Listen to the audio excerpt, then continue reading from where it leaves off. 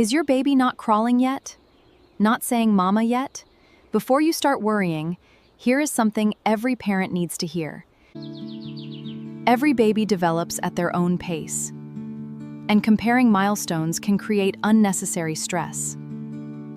Some babies roll over as early as 3 months, while others take until 6 months. Both can be completely normal. What matters isn't how fast they reach the milestone, it's that they're making steady progress. One baby may sit independently at 6 months, while another needs a little more time. Every child grows stronger in their own way. Some healthy babies skip crawling completely. They may scoot, shuffle, or go straight to standing.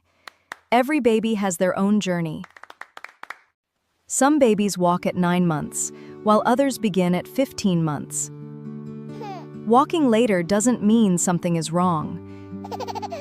Some babies say their first words early, while others spend more time listening.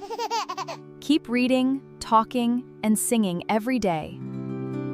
Many healthy babies still wake up during their first year. Every baby's sleep journey is unique. Remember, your baby's only competition is yesterday's version of themselves. Celebrate every little milestone. Subscribe to Toddle to Teen with Mom for more trusted parenting tips.